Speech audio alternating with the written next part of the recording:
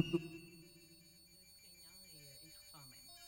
Puis ça me faisait rire en préparant le petit panel de voir que dans la dernière édition des RDM, j'ai animé un panel qui s'appelait Entre dystopie et réalité, puis qui portait sensiblement sur deux films qui étaient un peu semblables. C'est-à-dire qu'il y avait un film qui était un film documentaire d'anticipation de science-fiction, où un androïde venait nous visiter du futur et parler aux machines. Et dans l'autre, c'était un super beau documentaire qui s'appelait Just Above the Surface of the Earth for a Coming Extension de Mariana Milorat.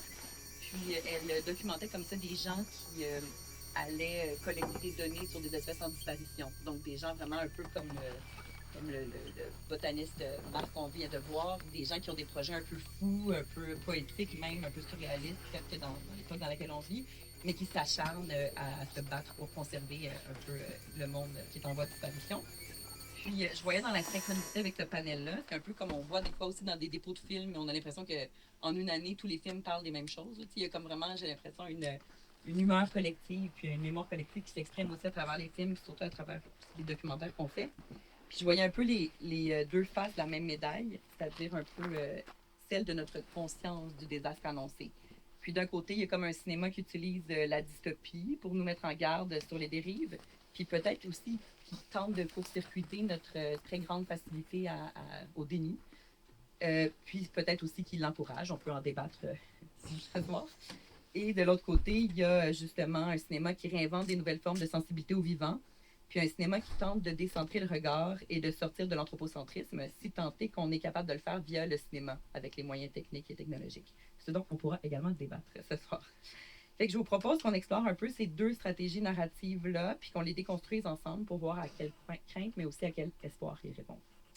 Donc, je vais commencer avec Julie, parce que tu es une autrice et artiste multidisciplinaire. Je ne sais pas si on a besoin de te présenter, mais tu as une pratique qui est très libre, qui louvoie entre le journal, l'essai, le roman graphique. Tu as une écriture que je pourrais qualifier de sincère et généreuse, puis qui ne craint pas les doutes et les vacillements, qui est aussi une posture, je pense, de résistance dans le monde actuel. Puis, tu as fait un roman graphique qui s'intitule Je vois des antennes partout, où il y avait une jeune femme qui croit souffrir d'hypersensibilité aux ondes électromagnétiques, qui fuit la toxicité de la vie moderne en se réfugiant dans le nord du Québec, où elle reprend contact avec la nature et elle-même. Fait que j'étais vraiment curieuse de savoir comment tu avais reçu le premier film Base Station, qui reprend sensiblement la même prémisse, mais en le traitant complètement différemment. Puis aussi de t'entendre sur comment 10 ans, parce que ce livre-là a été édité en 2014, qu'est-ce que 10 ans ont fait de toi et de cette sensibilité-là?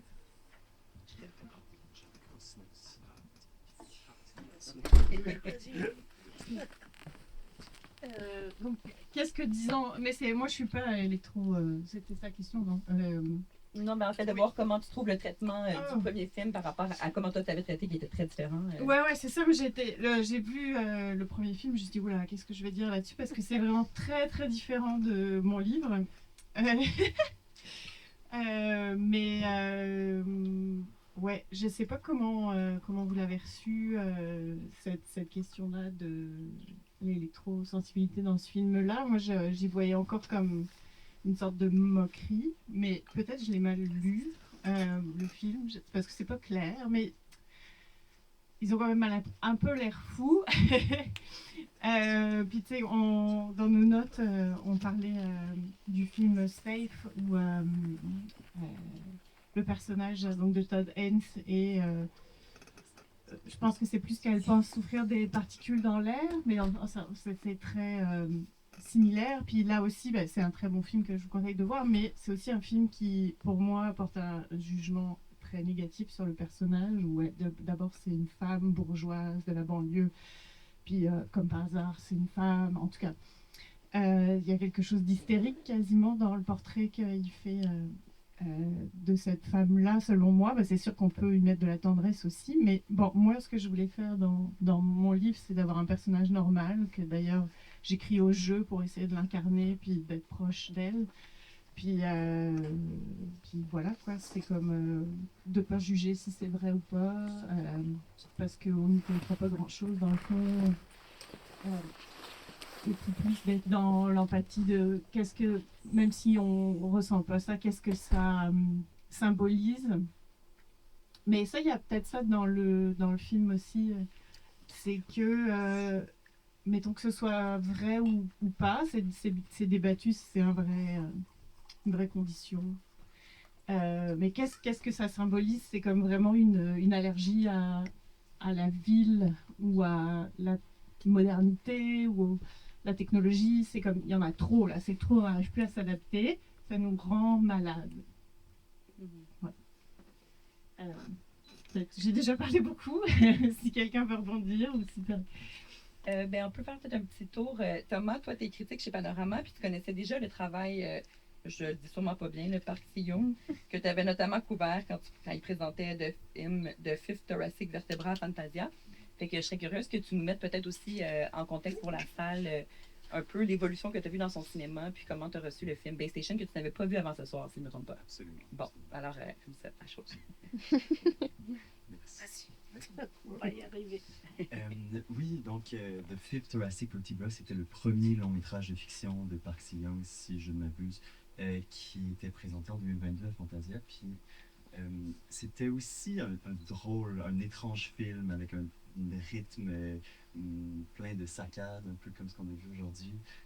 Puis qui mettait en scène d'une façon tout à fait différente que PlayStation, mais des interactions entre humains et non-humains.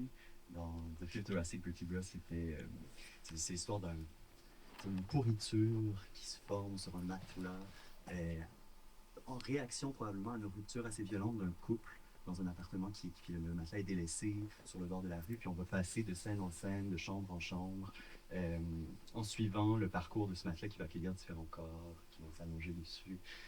Puis c'est vraiment à travers je dirais pas le point de vue, mais presque disons, à travers les interactions de cette pourriture-là vis-à-vis des êtres qui vont s'y frotter, que Park Si-young développe une espèce d'observation du milieu urbain, puis de personnages assez solitaires ou dans des relations rituelles. Puis je trouvais ça intéressant de voir que le film d'aujourd'hui semblait un peu, du moins, renverser cette dynamique-là d'observation de la vie urbaine par le non-humain en montrant cette forêt-là qui est une forêt qui n'arrive jamais à être un refuge, finalement, où le non-humain n'a pas vraiment d'espace parce que la forêt, bon, on le voit à la toute fin, elle est finalement déjà, depuis 2005, travaillée par des fils, où il y a des gens qui sont passés. Ce n'est pas un lieu vierge, en fait. Puis, pour moi, ce sont deux films assez cyniques. Je pense que Park Si-young nous a présenté à la fin 2022, puis ici. Puis, ouais, voilà, moi je vois une réelle continuité à travers le travail de ce cinéaste coréen très très jeune, qui a à la fin de la vingtaine, je crois. Puis donc, d'ailleurs, un autre film, le court-métrage Twilight, était présenté à la première journée de la semaine de la critique, puis qui a été tourné, je crois, en même temps que Bay Station. C'est intéressant parce que Julie, bon, toi, tu es peut-être un peu, je sais pas si c'était critique, mais en tout cas, la question de est-ce que le sujet est pris au sérieux ou est ridiculisé? Puis, bon, toi, tu parles d'une forme de cynisme, la nature qui devient plus un lieu de refuge. Est-ce que vous pensez que c'est une stratégie narrative qui est utile aujourd'hui ou comment est-ce que vous le percevez dans le contexte actuel? Est-ce que pour vous, c'est, en tout cas, même le recevoir comme ça, est-ce que ça vous confronte, ça vous provoque ou ça. Je serais curieuse de savoir qu'est-ce que ça fait, ça émerge chez vous. De mon côté, c'est sûr qu'il y avait dans Bay Station une espèce de destruction du mythe de la nature comme refuge. Puis je pense que, bon, il y a quelque chose de cynique, mais en même temps, ça nous défait d'un rêve qu'on ne devrait peut-être pas avoir, qui est celui d'une espèce de retour, retour est peut-être même pas le bon terme, là, mais d'un lieu qui nous est disponible pour notre refuge. Ouais, je sais pas si quelqu'un a d'autres questions. Je peux peut-être dire que Mathieu et moi, on a fait un très court ping-pong après la première projection, en passant un commentaire sur cet étrange film de science-fiction fait sa moyenne, pour ensuite dire, mais pourquoi on a bien de science-fiction, on n'est pas de science-fiction. C'est tout à fait réaliste, c'est une fiction scientifique tout au plus qui nous parle dystopique, mais pas plus que nous. Ouais. Dystopie, c'est maintenant. Oui, voilà, pas plus dystopique que nous. Alors, bon, excite science-fiction. Mais peut-être comment dire, pour faire un peu le revers de la médaille de ce que tu proposes par rapport à la nature, moi je dirais que le cinéma fait en sorte d'expliciter de manière très naturaliste la technique. Tout d'abord par le son. D'ailleurs, le début du film est très jouissif avec ses productions sonores qui semblent nous condamner pendant 1h10 à être assourdis. Après, on nous laisse tranquilles, à part à une reprise. Mais là, il y a quand même cette production par le son d'un environnement où, au-delà de l'histoire psychotique, on est réellement entré dans la forêt de la technologie.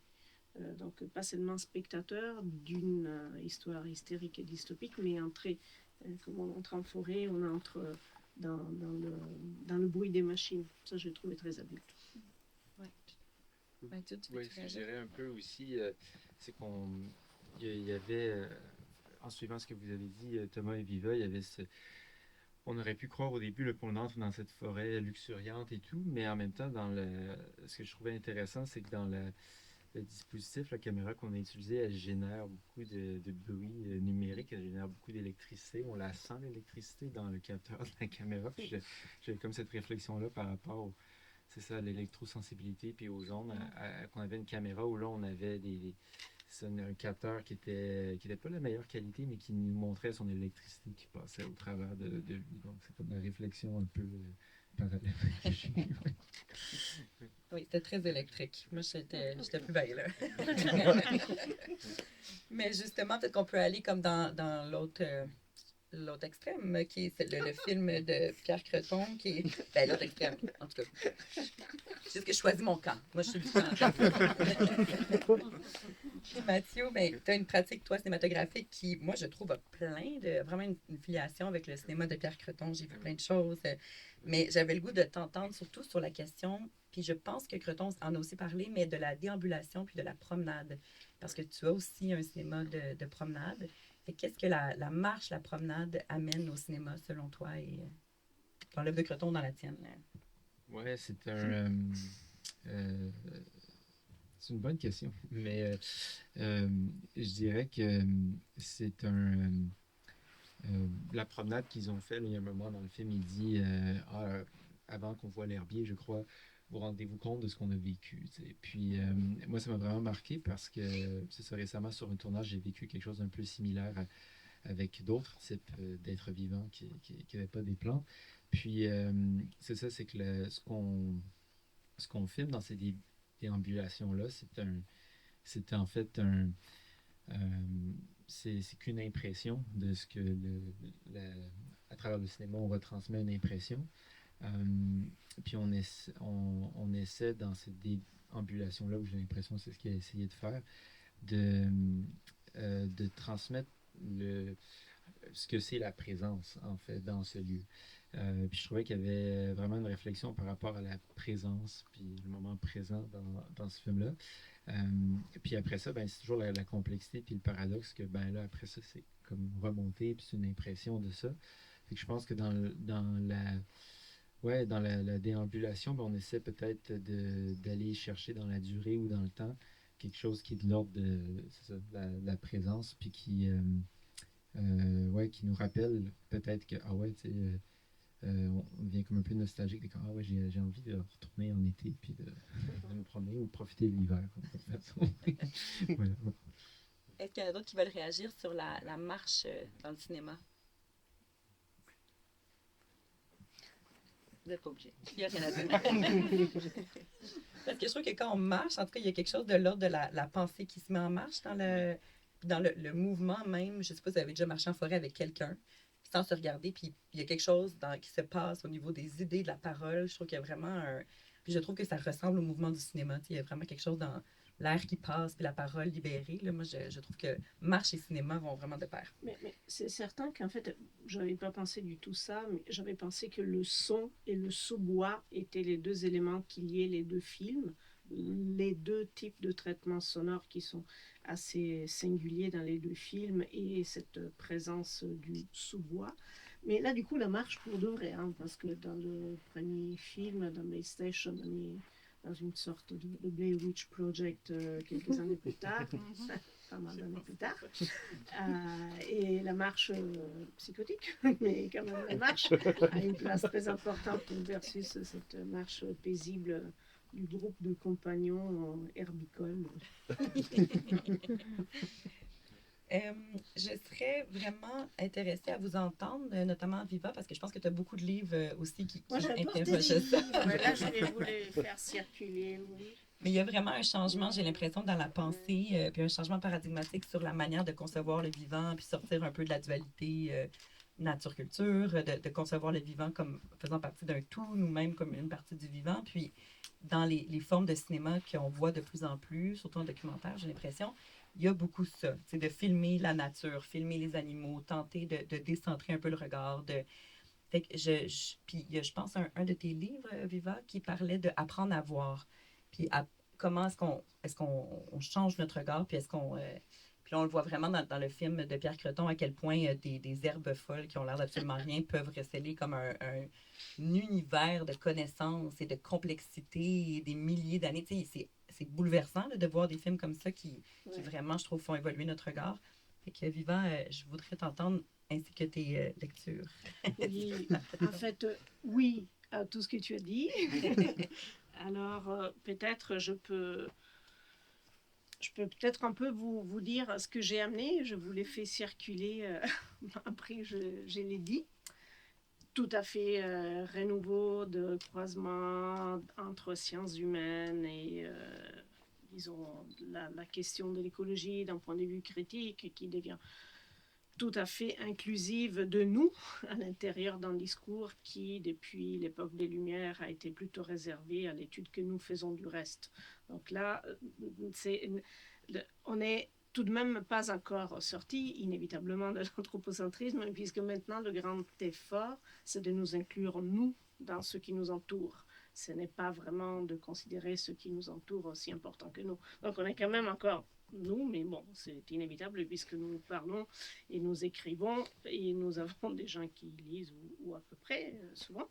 Mais en fait, ce que j'avais pensé peut-être faire circuler d'abord, lui, c'est un très bel ouvrage. Ce sont deux philosophes des sciences, Daston et Garlison. C'est un ouvrage qui s'intitule Objectivité en français. Il est paru vers 2005-2007 en anglais, traduit aux années 2010. Ces deux historiens des sciences traversent, quelqu'un dit oui dans la salle, c'est vraiment un très bel ouvrage, il y a même des illustrations magnifiques. Ils traversent l'histoire des sciences pour nous parler de comment les humains se sont affairés à transposer sur une page le savoir de ce qu'ils observaient. Les astres, les éléments de la nature, le changement de saison, tous ces éléments qui entouraient l'homme, qui essayaient d'être traduits de façon bidimensionnelle par l'écriture et par l'illustration. Et c'est en prenant la filière de l'illustration qui, depuis l'époque ancienne jusqu'à l'imagerie numérique, les deux historiens des sciences font en sorte de voir quels ont été les grands paradigmes de notre manière de traduire le réel sur une page. C'est un projet qui réunit beaucoup de philosophes des sciences. Un autre, c'est Bruno Latour qui a beaucoup écrit là-dessus. Et en particulier, il y a une section magnifique sur les atlas et les herbiers. Donc, ce sont deux objets, deux séries culturelles qui sont à l'origine de ce magnifique film quand même de Pierre Creton. Les atlas comme cette forme de réduction presque symbolique de tout ce qu'on a pu observer dans la nature dans un document qui soit partageable entre les scientifiques. Donc les atlas sont des différentes vagues historiques, les deux historiens nous expliquent, un peu quand on essayait de dessiner ce qui était le mieux, époque baroque, pour arriver à l'époque des Lumières, à dessiner ce qui était le plus moyen. Ce sont, disons, deux façons de dire je représente le plus beau lion que je peux imaginer, ou je représente le lion qui n'a pas de crinière blanche parce qu'elle est rare, qui n'a pas de truffe rose parce qu'elle est rare, ainsi de suite. Et dans dans ces périodisations des atlas, ils arrivent en fait à nous expliquer comment la représentation scientifique est toujours subjective d'une époque, de l'époque qui l'a produit, des appareils techniques qui aident à la construire.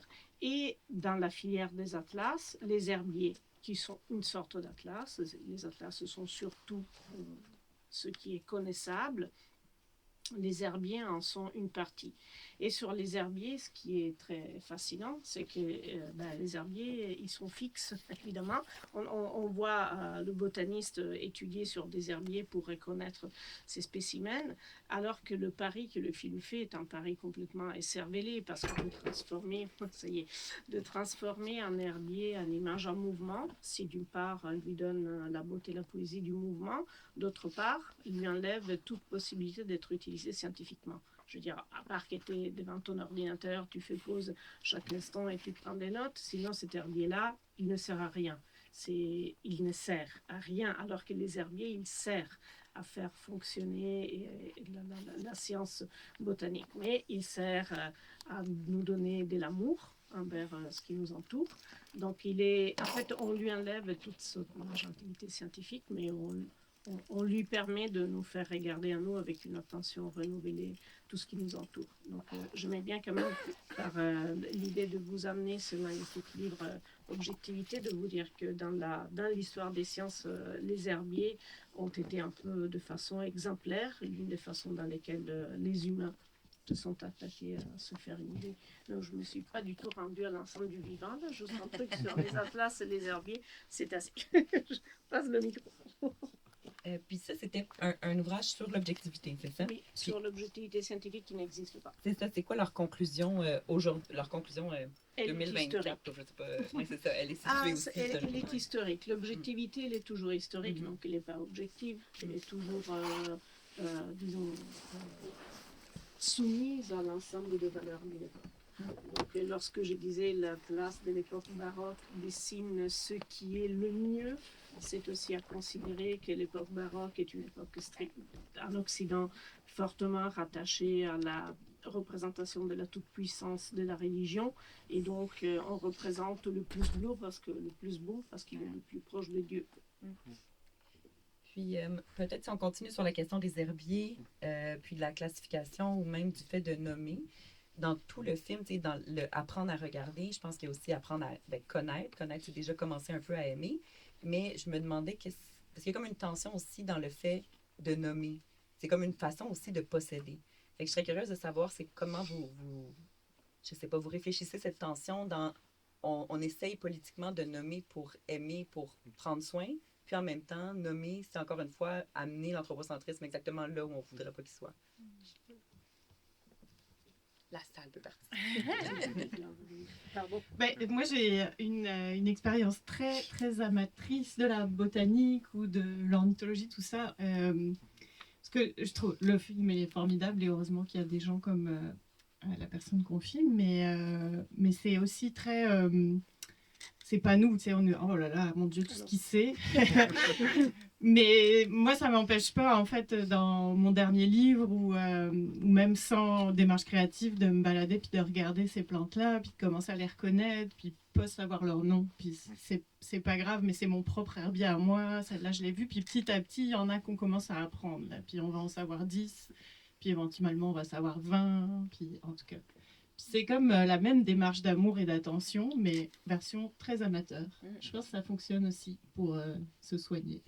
Je sais pas si quelqu'un peut... Ah, dans la salle. Vas-y. OK. Moi, j'ai une formation en horticulture. Puis, ça m'a frustrée du deuxième film que les gens... d'être comme conscients de plein d'histoires qui étaient reliées aux choses qui étaient nommées, mais que ces histoires-là, je prends pour acquis que la plupart des gens dans la salle n'ont pas accès. Puis aussi, un truc par rapport à nommer que j'ai trouvé intéressant, c'est quand, au début, il dit « Ah ouais, les noms, dans l'herbier, là, dans la partie herbier, quand il dit que les noms communs, c'est pas vraiment important. » Puis, en fait, moi, c'est mes noms préférés parce que c'est des noms qui, justement, souvent racontent les histoires des choses. Fait que, genre, ouais, à un moment donné, je pense qu'il nomme une plante, puis il dit c'est aussi la plante aux femmes battues. Puis je suis comme, j'aimerais vraiment ça savoir l'histoire de cette plante-là. Puis les noms racontent aussi, puis là, moi, on a dit au début que tout le monde connaissait l'Anthropocène. Moi, je connais pas vraiment bien l'Anthropocène, la gang. Mais mon point, c'est qu'il y a aussi un objet peut être à la croisée des chemins de tellement de choses, ou un objet, ou une plante, ou un concept, ou whatever, un mot. Puis, ouais, je pense qu'il y a juste pitcher des mots, puis il y a aussi raconter l'histoire des mots.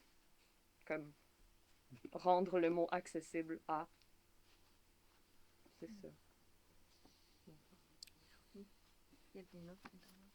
Ben, en fait, c'était vraiment la même chose, un peu l'idée de l'histoire. Tu sais, tu peux mettre un mot, un nom sur une plante, mais ce qui est intéressant, c'est toute l'histoire qui est autour. Puis tu peux raconter, tu sais, toutes sortes d'éléments, là, tu sais, l'histoire anthropologique ou l'histoire d'origine, génétique, peu importe, mais tu sais, ça lui donne comme.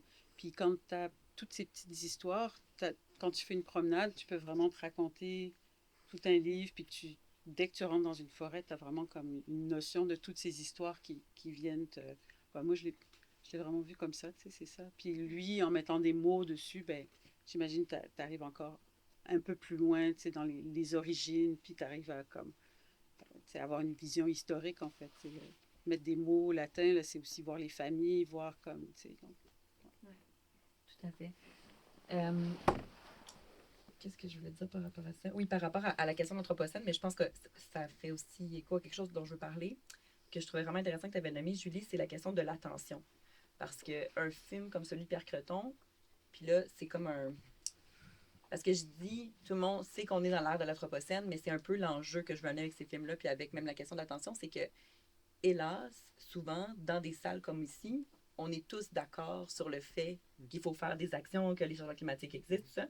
Puis il y a comme un fossé, j'ai l'impression, qui se crée entre des productions qui demandent cette attention-là, minutieuse, sensible, esthétique, lente. Mais à quel point est-ce que le fossé se clive de plus en plus entre des gens qui sont déjà conscients et qui regardent ce type d'œuvre-là et qui continuent. Bon, évidemment, on peut en parler aux gens autour de nous. Il y a plein d'effets de contamination bien heureuses qui peuvent se produire, mais on dirait que je suis comme inquiète de ce fossé qui va se creuser, j'ai l'impression, de plus en plus. Parce que quand j'avais fait le panel au RDM, je parlais avec les cinéastes, puis j'étais comme, oh mon Dieu, genre, tu sais, quand je me préparais pour le panel, puis j'écoutais des faits scientifiques, puis j'étais comme, oh, je peux plus dormir, là, genre, qu'est-ce que je sais plus, genre, comment est-ce qu'on n'est pas en train de parler de ça tous les jours? J'étais vraiment en mode, l'effondrement est annoncé et on en est conscient, qu'est-ce qui se passe? Pourquoi est-ce qu'on n'est pas en train de parler de ça tout le temps et de juste agir pour ça? Puis les deux cinéastes, c'était comme, eux, ils avaient passé des années avec leur film, puis ils étaient comme, ben oui, mais tout le monde ici est conscient. Puis on va continuer de raconter les mêmes. Il y a comme un effet un peu, je sais pas, moi j'ai un effet un peu de terreur. Des fois, quand je vois, parce que bon, je travaille à Tank, puis Tank, c'est aussi une petite communauté où on parle à des gens de notre communauté. Bon, bref, les effets de bulles qu'on connaît déjà un peu, là, qu'on connaît déjà, mais je voudrais vous entendre là-dessus. Moi, je suis d'accord avec l'intervention un peu ici qu'il y a eu, dans le sens que je pense que c'est par des fois la poésie que tu peux aller justement créer des ponts des fois, puis faire certaines choses. Puis c'est vrai que c'est peut-être un petit aspect là, qui manquait. Des fois, dans le film, on était tellement peut-être de niche dans certaines choses. Mais en même temps, c'est ça, je pense qu'il y a ça. Puis il y a aussi le fait que, en fait, c'est ça, c'est toute une question des espaces de diffusion aussi. Puis comment souvent, puis même nous, c'est ça, des fois, on peut penser, ouais, qu'est-ce qui est accessible, puis tout. J'en parlais tantôt un peu à quelqu'un d'autre par hasard, puis des fois, nous-mêmes, on se crée des trucs, mais les gens n'auront pas le temps n'auront pas disons, l'expérience de donner cette attention-là, puis peut-être ça peut rebuter, mais dans le fond, je pense qu'il faut, mais en fait, ce que vous faites par exemple chez TAC, là, c'est de proposer un peu ça parce que c'est ça, je pense que c'est davantage de rites différents puis de temps différents, de regards différents qui vont permettre éventuellement c'est ça, d'ouvrir encore un peu plus, mais c'est enfin, une réponse peut-être un peu simpliste. Mais... Ouais.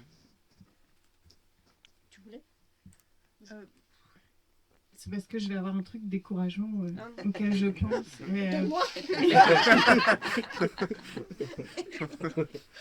Non, moi je veux dire un truc encourageant. Là, je te redonne. Non, mais... en plus, c'est pas... Mais en fait, tout d'abord, moi je trouve qu'il y a des gens dans une salle de cinéma, tu as raison de dire, on est quand même tous un peu du même bord, mais on n'est quand même pas la même personne avec la même famille, avec la même histoire, avec les mêmes fréquentations. Donc, votre plateforme en ligne, un festival pour le public, enfin, je veux dire, ici, il y a des gens qui... Nous, on n'a pas payé le billet, mais ici, il doit y avoir des gens qui ont payé les billets. Ce sont des personnes qui se retrouvent ensemble pour penser à des choses qui vont rester longtemps. Donc, on n'est peut-être pas tous en train de penser à la gloire, parce que tu as parlé de la disparition, mais à la gloire de ces plantes qui sont quand même restées depuis des époques immémorielles. Donc, il y a quand même lieu de sortir d'ici un tout petit peu de bonne humeur aussi, parce que ce n'était pas le feu de Los Angeles, c'était des plantes qui en ont vu des feux et elles sont encore là. Bon, déjà.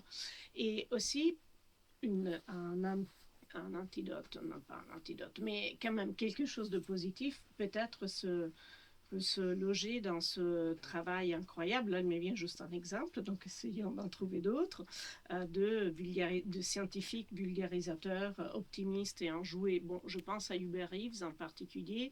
C'est un cas exemplaire de personne qui a réussi de toutes les manières possibles, de l'illustration pour l'enfance, au petit livre sur les plantes de son jardin, à évidemment une présence importante dans les médias.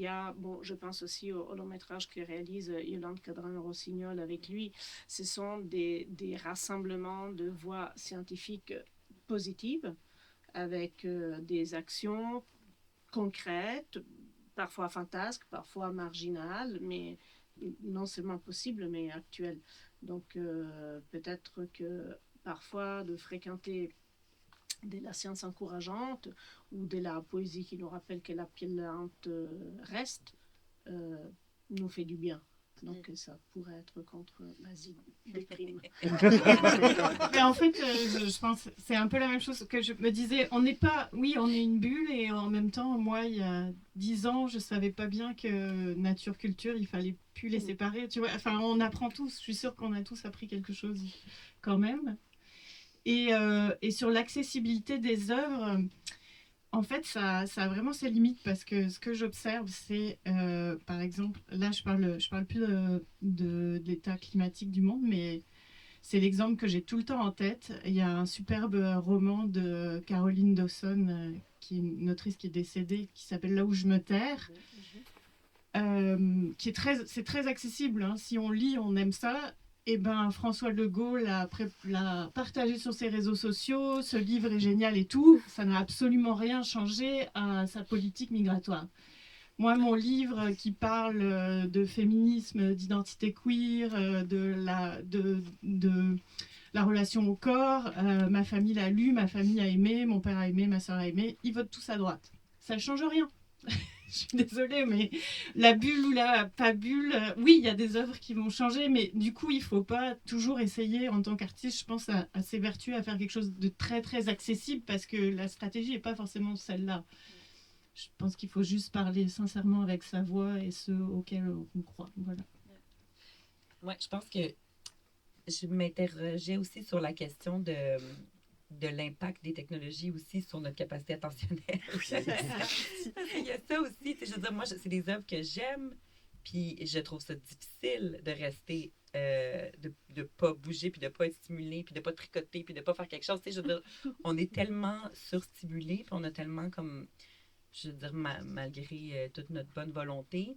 Puis ça revient un peu à la question aussi, existe-t-il encore un refuge? Parce que j'ai l'impression qu'on est colonisé de l'intérieur, hélas, par beaucoup de choses, notamment l'arrivée de l'intelligence artificielle qui vient toujours d'arriver, va mettre une pression énorme sur notre performance, puis nos performances au travail qui sont déjà comme ultra. Fait que c'est aussi cette question de comment se préserver en préservant le vivant, mais aussi préserver les humains, puis notre capacité juste à réfléchir de manière complexe, puis à questionner les œuvres. Puis Oui.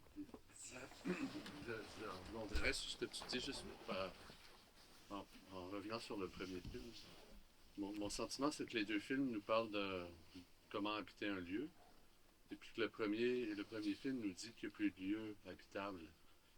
Et il nous le dit d'une manière où non seulement il n'y a plus de lieu habitable, mais il y a aussi plus de paroles pour habiter ce lieu-là. Parce que les personnages sont tout le temps en train de se prendre la bouche. Il y a comme quelque chose qui a pris possession de leur corps, qui les empêche de parler, de s'exprimer. Ils sont tous des personnages, il n'y a pas de mauvais et de bons dans ce film-là, il y a juste des personnages qui sont aux prises avec l'impossibilité d'habiter le lieu.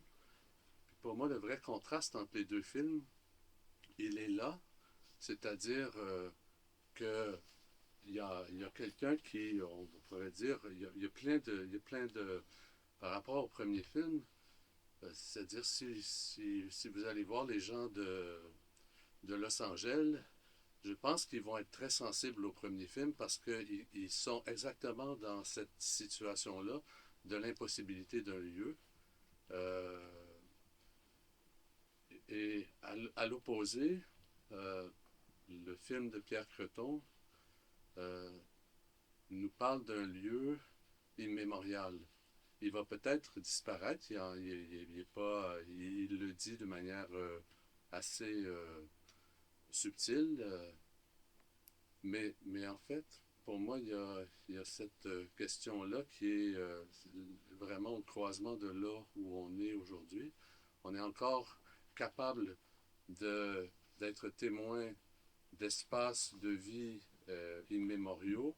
Ils sont encore là. La nature est encore tellement puissante à plein d'endroits, mais en même temps, on est totalement confronté avec une destruction dont on la vit dans nos corps.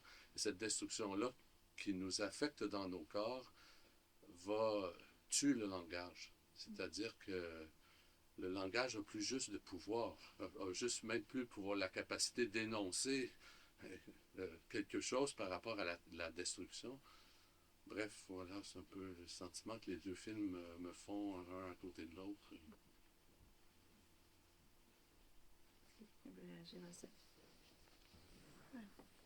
C'est juste, je suis absolument d'accord avec vous. Puis le deuxième film, justement, c'est ce qu'il dit sur le langage par rapport aux plantes. C'est-à-dire, le langage est encore capable de dire les plantes. Je suis assez d'accord avec vous. Puis par rapport à ce que vous disiez tantôt aussi, sur son... Je connais plusieurs personnes comme ça, des scientifiques amateurs, disons, qui s'intéressent aux champignons, aux plantes, tout ça, puis qui sont obsédés par les noms latins. Ça devient une obsession collective de ces communautés-là, de connaître le dernier nom latin, parce qu'ils sont toujours en train de changer, et de surtout pas utiliser les noms vernaculaires.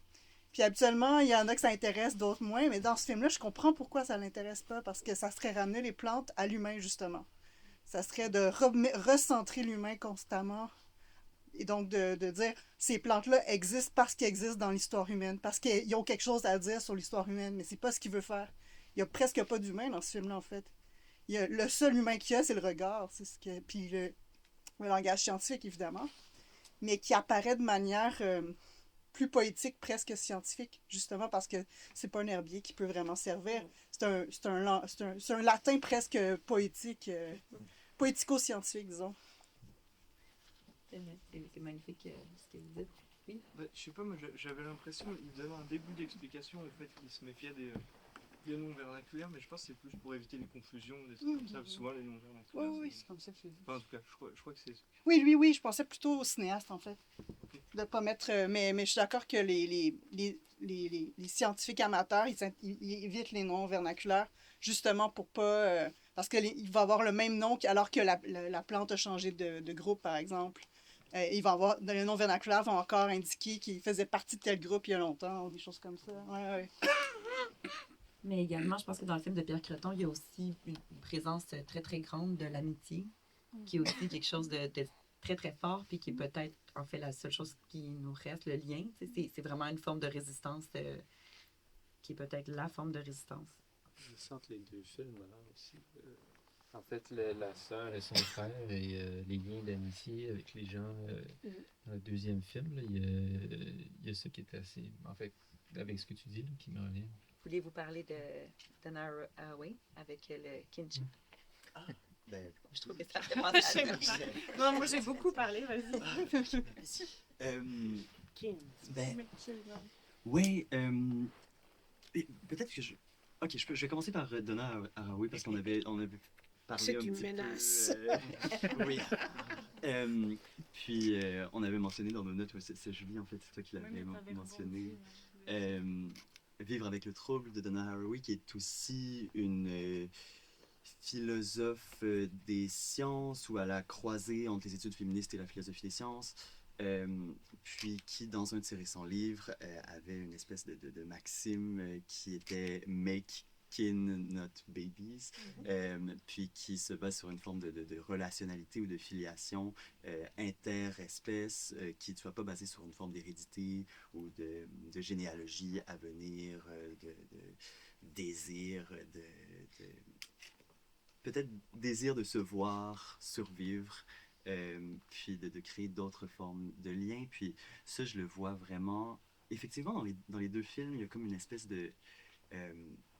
dans le film, de façon, je dirais, angoissée, là, une espèce d'attachement relationnel qui souhaite probablement sauver, par exemple, la sœur qui souhaite sauver le frère, même si peut-être qu'elle imagine cette sensibilité ou l'origine de cette sensibilité-là qui est difficile à localiser.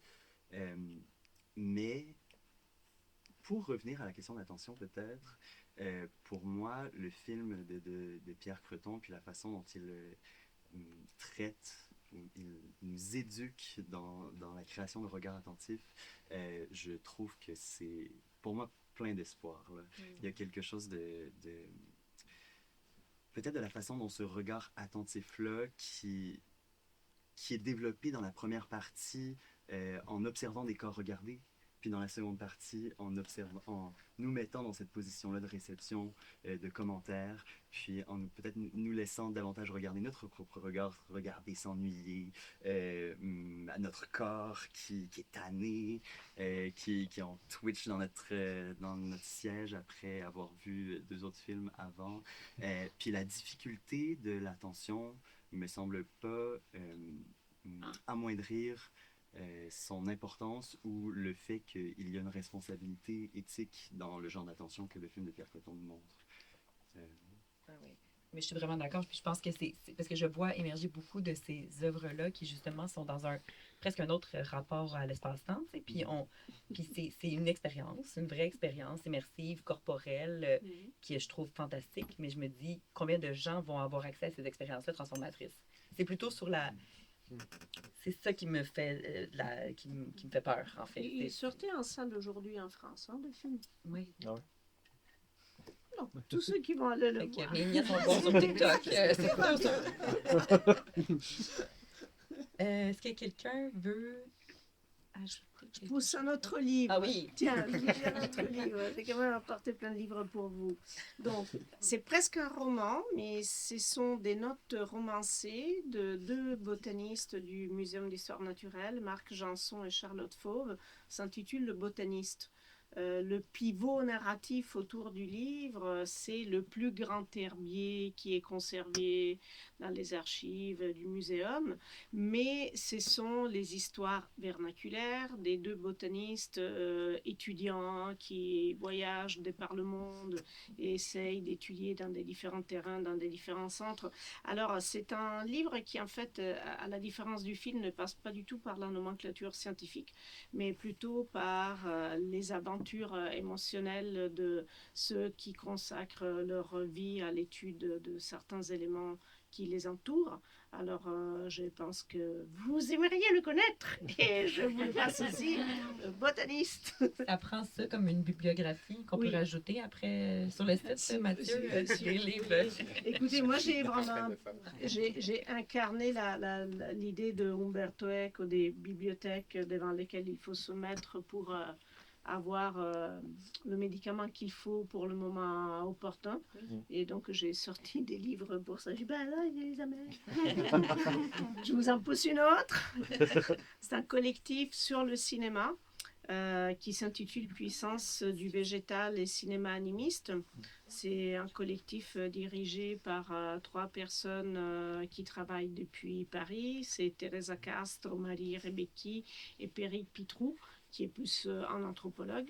Les 2 autres sont plus des profs en études cinématographiques. Donc c'est un collectif. La chose très intéressante, c'est que bon, les chapitres étant tous différents, étudient d'abord de façon plus évidente la présence du végétal dans l'histoire du cinéma et de plus en plus de manière approfondie les façons dans lesquelles certaines cinématographies en particulier ont préparé à décentrer le regard bien avant que ça soit une question urgente, comment l'expérimentation scientifique aux origines du cinéma a travaillé autour de l'observation des plantes par l'accéléré et le ralenti. Donc ce sont plein de sujets qui traversent les articles du livre et que peut-être vous connaissez déjà, mais l'intérêt c'est d'avoir cette vision chorale de la relation végétale-cinéma et de la considérer d'un point de vue anthropologique animiste. Alors voilà, la puissance du végétal, le cinéma et l'animisme. Basta pour la bibliographie. Prochain tour. Je donne. Mais on est passé vite sur la question de l'amitié, mais... Ah ben oui, t'as raison. Non, mais il y a cette image où ils dorment, là, avec le chien en premier plan. Ouais. C'est tellement... J'adore. Ouais. Mais c'est... Ouais, il y a comme... Ils vivent une aventure, là. Ils partent avec le chien, il y a le dessinateur. J'ai adoré ce côté-là. Mais il y avait aussi le côté des corps plus âgés qui jouent dans la nature. Moi, ça m'a fait un bien fou de voir, se pencher, se coucher. À un moment donné, ils font la sieste avec des oreillers dehors. Des corps âgés qui peuvent jouer dehors. Comme ça. Ouais, c'est vrai. Il y a un truc d'enfant, mais transposé dans des corps. Merci beaucoup. Merci à la Semaine de la critique pour cette programmation. Très spécial. Moi, j'ai beaucoup aimé ça. Bonne soirée.